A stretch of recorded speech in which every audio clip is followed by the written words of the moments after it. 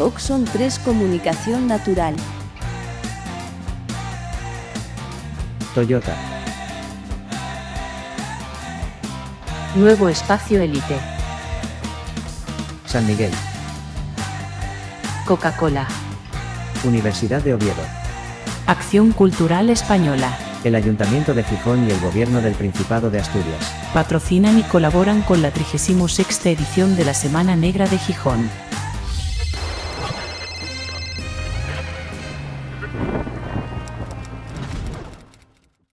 Hola, buenas tardes. Es un privilegio estar hoy aquí para mí presentando a Manuel Vilas, uno de los autores que yo considero fundamentales de la literatura española del último cuarto de siglo. A Manuel Vilas lo vengo leyendo desde que empecé a conocer sus primeros poemas allá a finales de los años 80, 90, y he seguido leyendo todos sus libros y admirando cada vez más la evolución de su carrera literaria. Por méritos propios se ha convertido en un invitado casi fijo, habitual al menos, de la Semana Negra. Y cuando digo por méritos propios, me refiero que apenas en un lustro ha publicado 4 libros que yo considero espléndidos. Entre ellos, además, está la sobresaliente Ordesa. Antes me comentabas que llevabas 140.000 ejemplares vendidos, que yo considero que es uno de los libros fundamentales de la literatura española de este cuarto del siglo, lo que llevamos andado del siglo XXI. Bueno, no voy a dar muchos datos de él porque cualquiera puede rastrearlos en Internet. Decir simplemente que es un barbastrino, se dice así, ¿verdad? También se puede decir barbastrense, se puede decir de las dos maneras. De las dos maneras. Bueno, somos muy tolerantes. Un aragonés de 1962. En el 2019, como muchos de ustedes sabrán, quedó finalista del Premio Planeta con Los Besos, y llega ahora a Gijón, a la Semana Negra de Gijón, con su última novela, Nosotros, con la que obtuvo nada más y nada menos que el Premio Nadal de este año, que es, como sabrán, uno de los premios de mayor solera, sin duda, y de mayor prestigio de la literatura española. Baste decir que entre sus ganadores están autores del Fuste de Miguel Delibes, de Sánchez Arlosio, de Carmen Laforet, de Ana María Matute, de nuestra Dolores Medio, de Arrabal o de Manuel Vicent, un plantel, por citar solo algunos, que es muy de admirar. Es como he dicho, un escritor de larga trayectoria, pero para mí, yo esto no sé si a él le gustará o no, Vilas es sobre todo un poeta en el sentido estricto del término, un poeta que ha ido abriendo, eso sí, su escritura a otros géneros, es decir, desde el cuento, el ensayo, el diario, el reportaje, el artículo, tiene unos artículos espléndidos, y, como no, la novela. Y yo creo que brilla especialmente en todos estos géneros, y cuando digo todos, por el talento que despliega en el uso del lenguaje, en la singular maestría con que combina las palabras, y no otra cosa es la literatura que saber combinar con maestría y talento las palabras. Yo creo que lo hace además de tal modo que podemos hablar ya de un estilo vilasiano. Cada uno lo definirá a su manera, pero yo creo que sí existe un estilo vilasiano, ¿no? Y ese estilo lo encontramos también en Nosotros, una novela en la que Manuel Vilas se acoge al título de ese hermosísimo bolero que todos hemos cantado alguna vez en la vida y que estaba en el repertorio, entre otros, de Los Panchos. Luego nos explicará por qué ha decidido poner como título de esa novela el bolero este. Pero yo creo que el gran tema, y es otro de las cuestiones que podemos preguntarle o debatir luego sobre ella, yo creo que el gran tema que atraviesa toda la obra de Manuel Vilas es sin duda el tema del amor. No sé si él está de acuerdo o no. De hecho, yo creo que la primera recopilación de su poesía completa, la que hiciste para Visor, llevaba ese título justamente, ¿no? El de amor. si en Ordesa y en Alegría hablábamos de un tipo de amor determinado, que era en Ordesa el amor a los padres y en Alegría el amor a los hijos, en nosotros nos cuenta otro delirio de amor, el delirio de amor de una mujer que se llama Irene y que es un personaje que yo veo como una tataranieta de Emma Bovary, el genial personaje que creó Flaubert, y como una tataranieta también de otras grandes mujeres de la literatura del siglo XIX. Léase Ana Ozores de Clarín o léase Ana Karenina de Tolstoy. Es decir, es un personaje que tiene una cierta tradición o una larga tradición en la literatura universal, pero a la que él le da una vuelta, que es otro de los asuntos que yo creo que podemos ir luego debatiendo, ¿no? Y Vilas en nosotros yo creo que rastrea además un caso extremo de bovarismo, es decir, el bovarismo es ese término que se tomó justamente en homenaje a Madame Bovary y que no es otra cosa que una patología que define, digamos, la tensión entre la realidad y el deseo, por utilizar esos dos términos con los que Luis Cernuda tituló toda su poesía, ¿no?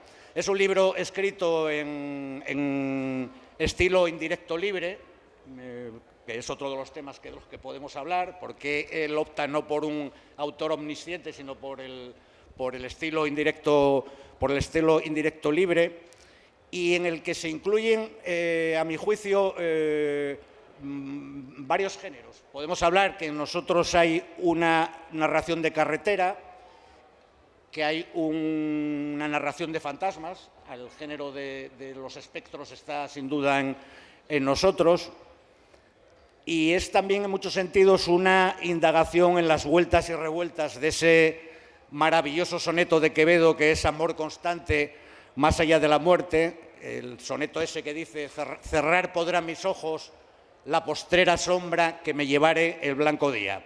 Pero bueno, nadie mejor que para hablar de todas estas claves de la novela que el propio Manuel Vilas, que además nos sorprende muy avanzada la novela con un giro de guión que, claro, yo no voy a desvelar aquí porque para todos los que no han leído la novela pues sería chafarles la novela, ¿no?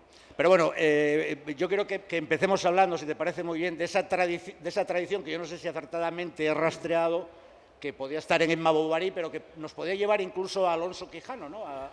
Al Quijote, ¿no? Sí, hola, buenas tardes. Muchísimas gracias por venir y muchísimas gracias a José Luis por esta introducción que acaba de hacer a mi literatura tan amable y tan generosa. Él ha dicho cosas que son absolutamente, si serán verdad lo que ha dicho, que fíjate que lo llevo aquí. Llevo aquí una camiseta que pone amor. Entonces, él ha dicho que el tema fundamental y más importante en los últimos 4 títulos novelísticos míos, el tema es el amor. Hay 2 grandes temas en la experiencia de cualquier ser humano, de todos los que estamos aquí. Tenemos 2 cosas que resolver en nuestras vidas, el amor y la muerte. No tenemos más urgencias y más contundencias y más graves asuntos en nuestras vidas que esos 2, el amor y la muerte. Yo llevo, ya no como escritor, sino como ciudadano, como persona que vive este presente histórico, viendo que lo único, el gran sentimiento que es capaz de dar plenitud, de dar sentido a la vida de cualquier hombre o mujer, es el amor. El amor en sus vastas manifestaciones, interminables manifestaciones. Yo lo traté, el amor, en el ámbito que a mí, que en ese momento más me afectaba, que era el familiar, las relaciones entre padres, madres e hijos. Esto lo traté en 2 novelas, en Ordesa y Alegría. Pero vi que el amor, había otro espacio fundamental en donde se manifestaba, que es en las relaciones de pareja. Y esta y la anterior novela, y Nosotros, que es el premio Nadal, que es el que me trae aquí esta tarde, es una historia de amor en boca de una mujer. Yo necesitaba que hablara una mujer en mi novela, porque, por lo que ha dicho José Luis también, hay una gran tradición de que se inicia en Flaubert, pero está también en Fortunata y Jacinta de Galdós, o está en La Regenta de Clarín, o en fin, en el 19 un montón de novelas, está también en Ana Karenina de Tolstoy, y se ha seguido actualizando. Es el deseo de un escritor en penetrar en la mente, en entrar en el cosmos, en la sentimentalidad de una mujer. Pero digamos que era el desafío, pero también el desafío que yo quería había otro importante que inició la redacción de la novela. Era la posibilidad que la novela se inicia. Yo empecé a escribir la novela movido por una obsesión mía, si es posible un amor de larga duración, en este caso el que se cuenta en la novela es el matrimonio de Irene, que es la protagonista absoluta de la historia, con Marcelo, que es su marido, un amor apasionado durante 20 años, que es el tiempo que ellos están juntos. 20 años de amor en donde cada día hay pasión, alegría, entusiasmo y erotismo. Esta era la pregunta que yo me hacía, y es lo que al principio el lector de la novela va a recibir como trama argumental. La novela se inicia con Irene, que se ha quedado viuda, y como ha dicho José Luis, inicia un periplo, es una novela de carretera, una road movie. Ella se va a Málaga y a partir de Málaga empieza un viaje en donde esta viuda de 50 años va a recordar el amor intenso que vivió con su marido, que ya ha fallecido, y mientras recuerda ese amor intenso, vamos viendo cómo se comporta en el presente, y casi como si el lector fuese un voyeur, va viendo las temeridades de esta mujer. Lo que va haciendo es una mujer de mucho carácter, que busca dos cosas en la vida, dos cosas que al final también creo que es lo que busca ella, lo que mucha gente busca. Dos cosas busca. Busca la libertad y el placer. Y ahí estamos. Ya está ahí se puede contar. Bueno, se pueden contar más cosas. Manuel, me gustaría que nos hablaras también, porque hay un cambio sustancial. Yo creo que muchos lectores llegaron a ti con la maravillosa Ordesa. Es decir, tú venías de hacer una escritura sustancialmente autobiográfica, lírica y autobiográfica. Eso es lo que está... Pero ya en España hay una... Se puede hablar incluso de una escritura autobiográfica, pero bueno, más claramente en Ordesa y en Alegría. En Los besos y en nosotros cambias totalmente de registro. Sí, pero eso para un escritor no... Si de repente, claro, yo cuando murió mi madre, en el año 2014, mi padre ya había muerto, yo de repente, claro, yo tenía esto fue la escritura de Ordesa.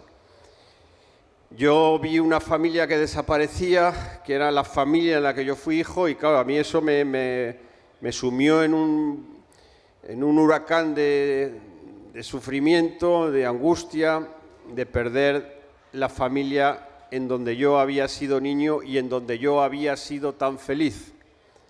Dice Camus una frase que, a ver si la digo sin que me equivoque, dice, el sol, Albert Camus, el sol que reinó sobre mi infancia me impidió el resentimiento. El sol que brilló en mi infancia me impidió el resentimiento. Viene a decir algo así como el amor que hubo en mi infancia, el amor que me dio mi padre y mi madre, impidieron que yo llegara a odiar lo que sea. Me salvó del odio, me salvó del resentimiento y me salvó de todos los sentimientos que envilecen la vida, ¿no? Y entonces me puse a escribir Ordesa, y era una novela autobiográfica, pero yo no era consciente. Yo creo que un escritor no es consciente de si sus novelas son autobiográficas o son ficción o lo que sea. Él tiene, al menos el tipo de escritor que yo soy, él tiene una urgencia. Mi manera de escribir es que yo he visto algo en la vida. A mí me importa, en esta escala de valores, para mí, yo escribo porque estoy enamorado de la vida. Es decir, a mí la vida me parece fascinante, me parece un enorme misterio. Yo soy un gran vitalista, yo creo profundamente en la vida. Yo creo que todos los que estamos aquí somos depositarios de un misterio tremendo, que es estar vivo. Entonces, contemplando ese misterio, yo me hice escritor. Es decir, la única manera de servir al misterio que yo sabía o que tenía ciertas habilidades de poder servir a la celebración de la vida era escribiendo. Entonces, para mí lo primero es la vida y lo segundo es la literatura. Entonces, cuando yo, como ser humano, como ser vivo, veo algo que creo que es explicativo, expresivo de la vida, que celebra la vida, cuando digo celebrar también me refiero con las sombras que hay en la vida de cualquier ser humano, pues yo voy rápidamente a ese tema y trato de darle forma literaria. Unas veces la forma literaria que yo he dado a mis novelas es autobiográfica, porque así lo pedía la historia, y otras es de ficción pura, como nosotros, pero claro, cuando un escritor habla de ficción pura, ni él mismo se lo cree, porque en realidad todo escritor utiliza lo que ha vivido. Un escritor es alguien que observa detalladamente la realidad, es un enorme alcahuete, es un señor o señora que pregunta todo, que tiene una curiosidad ilimitada y que esa curiosidad la lleva luego a sus novelas pues para iluminar algún espacio de la vida, para que podamos ver con más claridad los enigmas de la vida. Y nosotros, aunque sea una novela de ficción, yo me la tomo como si fuese una novela autobiográfica. Y de hecho, Irene, que es la protagonista de la historia, hombre, evidentemente yo lo que hace ella no lo puedo hacer, ya me gustaría, pero las cosas que ella hace no las puedo hacer, pero las cosas que ella dice y las cosas que ella piensa, sí que yo las puedo decir y yo las puedo pensar. Y entonces es una criatura. Eso le pasó a Flaubert, que a Flaubert fue Madame Bovary. Sí, Madame Bovary fue acusada de ataque a la moral pública, porque en esa novela, si lo recordáis, se cuenta de una manera absolutamente difusa y muy ambigua, pero sí se cuenta un adulterio.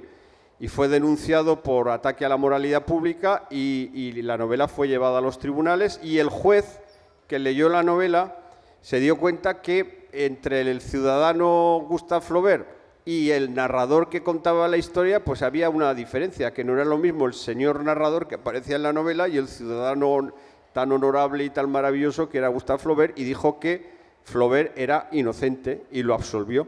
Esto al Flaubert se cuenta la leyenda de que no le sentó muy bien, porque era como si le hubieran quitado la autoría de la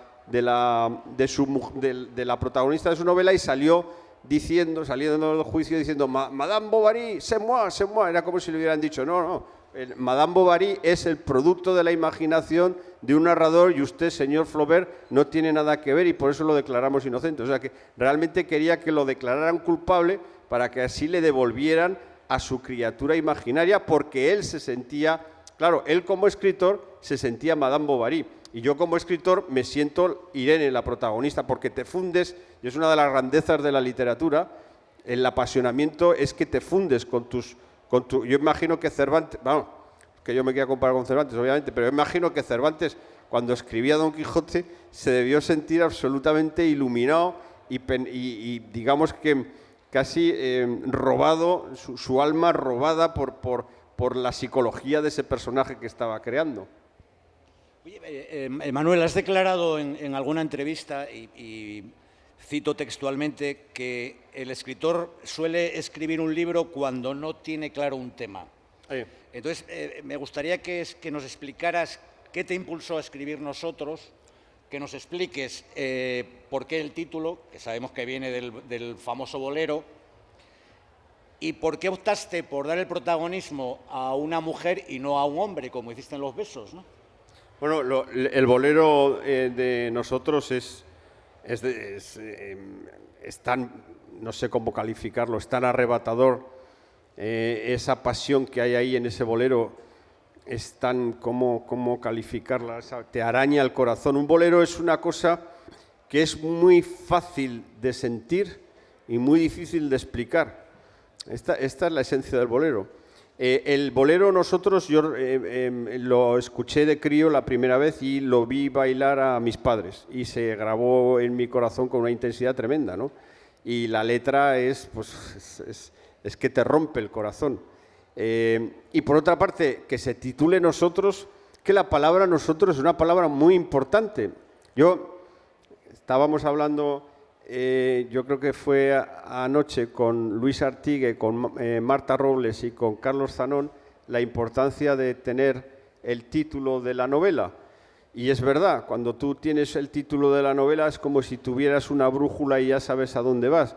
Yo cuando vi la palabra nosotros me dije, pero si esta es la gran palabra, la palabra fundamental de la vida de cualquier ser humano. Es decir, la vida de un ser humano es ese camino que va de un yo, que es cuando en la adolescencia de repente descubres que eres un yo, que ya no puedes cobijarte bajo la identidad de tus padres. Uno es niño mientras se cobija al amparo de la identidad de sus padres. La crisis de la adolescencia es precisamente cuando se da cuenta de que es un yo que tiene que fabricarse.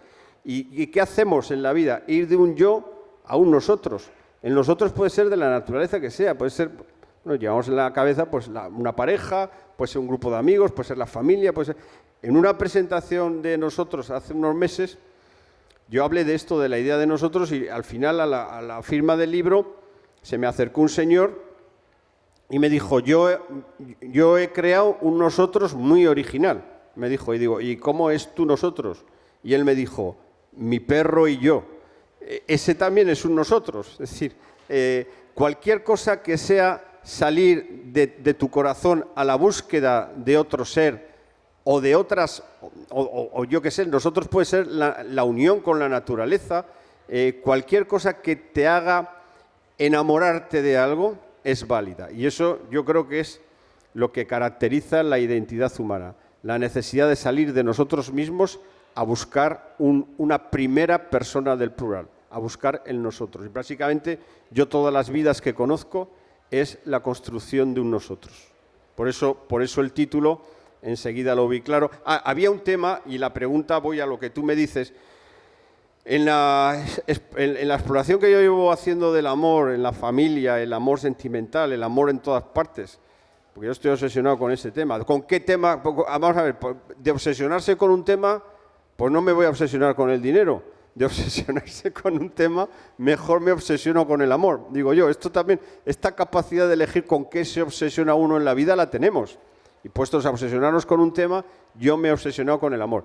Había una cosa del amor que no acababa de entender, y es la siguiente. Y yo en la novela lo exploro. De hecho, la novela al final acaba siendo casi una teoría del placer. En la conversación pública que hay sobre el amor, y todos los que estamos aquí estaremos de acuerdo, entre dos seres humanos, sean del sexo que sea, hay una serie de componentes fundamentales y yo creo que inapelables. Uno de ellos, el más maravilloso, es la lealtad. Creo que en cualquier historia de amor, sin lealtad no hay amor. No así la fidelidad, que está sobrevalorada. Yo creo que la fidelidad es un cuento chino, yo creo que es muchísimo más importante la lealtad que la fidelidad. La lealtad, la complicidad o la amistad, es fundamental también.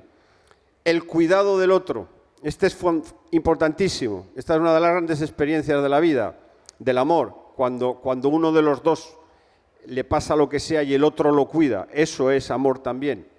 El aprendizaje en común. Cuando dos seres humanos llevan en matrimonio, en pareja o en lo que sea, llevan 10, 15, 20 años juntos, han aprendido a la vez las grandes lecciones de la vida, en un diálogo, en una conversación permanente. Eso es amor también. Si llega cualquier cosa que le pasa a uno, pero le pasa al otro, ocurren y aprenden a la vez. Y esto es una de las grandes maravillas del amor, aprender a la vez y a lo largo del tiempo. Todo esto son los grandes valores del amor, pero a mí me inquietaba que no se nombrara uno que siempre queda invisibilizado en la conversación pública sobre el amor y que es el que Irene descubre y al que está dedicado buena parte de la novela. Y sin ese componente, todos estos que he dicho, la lealtad, la amistad, el respeto, el cuidado, el aprendizaje común, todo esto cojea si no hay placer.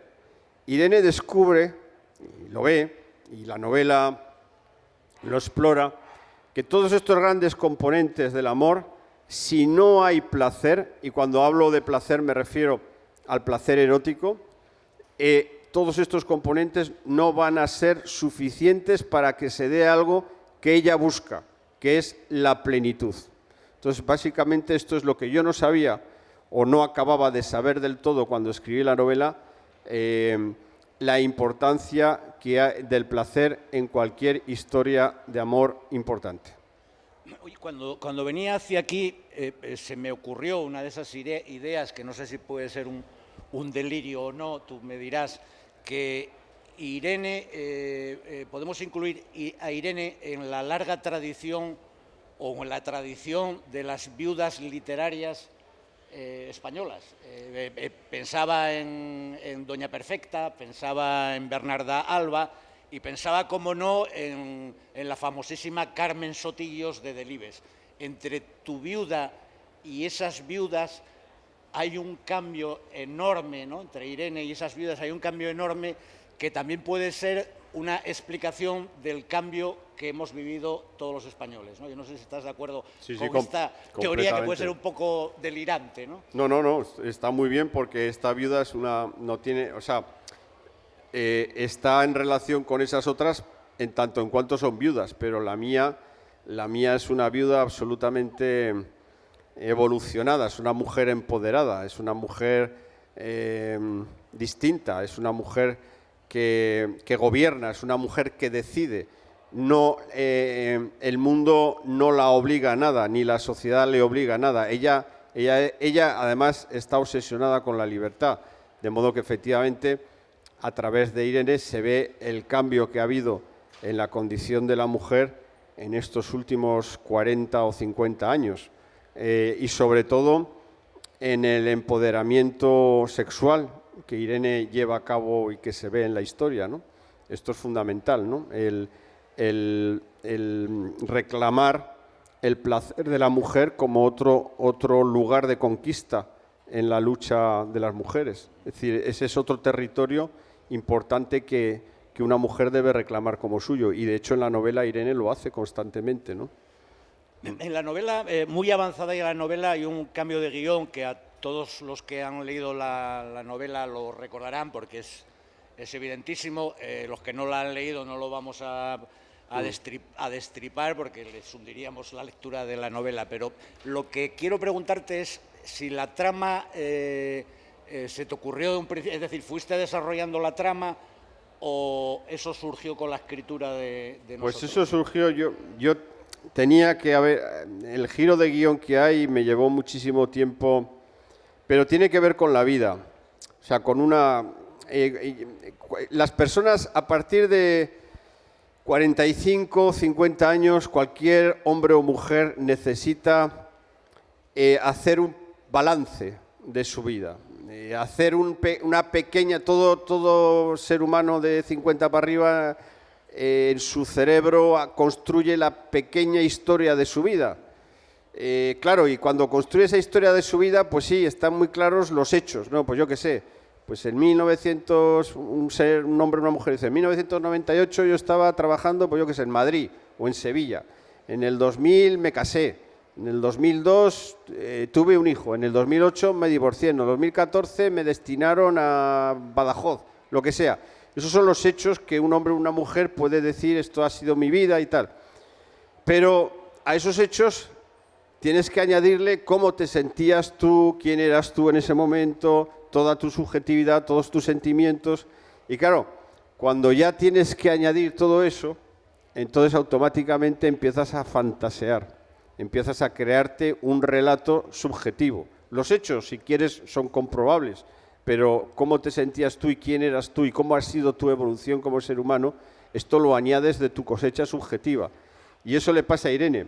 Cuando está recordando lo que ha sido su vida, indudablemente se siente atraída, pero no de una manera premeditada, sino porque es inevitable, por la fantasía, porque la memoria y la ficción acaban siendo lo mismo. Cuando tú recuerdas, no sé, si tú, un señor o señora de 60 años recuerda cuando tenía 20, está también añadiendo, hace un ejercicio de memoria ficción, porque necesita de la ficción para entender su pasado. Y eso es lo que hace Irene y eso es lo que lleva al giro de guión. También voy a contar una anécdota que me pasó que fue muy divertida, porque cuando yo estaba al principio de la novela, cuando yo tenía la idea en la cabeza, yo cogí un AVE para ir de Madrid a Barcelona. Yo soy aragonés y en el trayecto me encontré con un amigo aragonés también y nos fuimos a tomar un café al bar del AVE y me preguntó, dice, oye, ¿qué estás escribiendo? Yo digo, pues mira, estoy escribiendo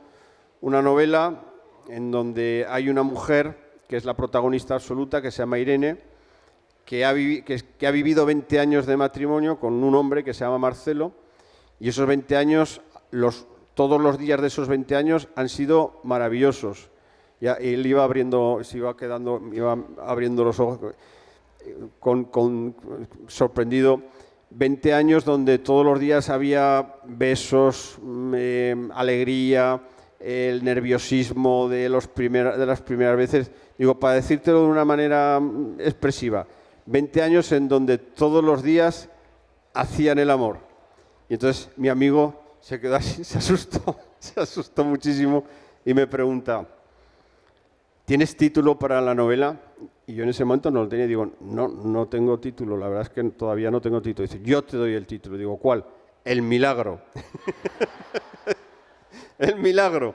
Y entonces eso me hizo ver, esta anécdota me hizo ver la dificultad que podía haber en esta historia, ¿no? Pero por otra parte era muy atractivo proponerle la ley, porque yo sé cuando un lector en qué momento está de la novela, porque si está en un momento en que la protagonista no le acaba de caer bien, es que está al principio, ¿no? Porque una vez que se produce el giro de guión, la protagonista ya le cae bien a todo el mundo, ¿no? Y tiene que ver con esto, ¿no? Tiene que ver con esta pregunta afilada que se le hace al lector, ¿no? Es decir, ¿puede existir un amor de 20 años en donde todos los días haya amor-pasión? Claro, muchos lectores se cabrean con esa pregunta porque es incómoda, ¿no? Y entonces le echan la culpa a Irene y dice, pero ¿cómo puede ser que esta mujer lleve 20 años de amor-pasión, ¿no? Y entonces ahí se produce esa especie de diálogo entre el lector y la protagonista de la novela. Bueno, la ostensible presencia del director de la Semana Negra en el estrado quiere decir que tenemos que ir acabando. No, que acabáis ya. Darle un fuerte aplauso, va a estar firmando libros al fondo, hacer la cola hacia allá y despejando, muchachos.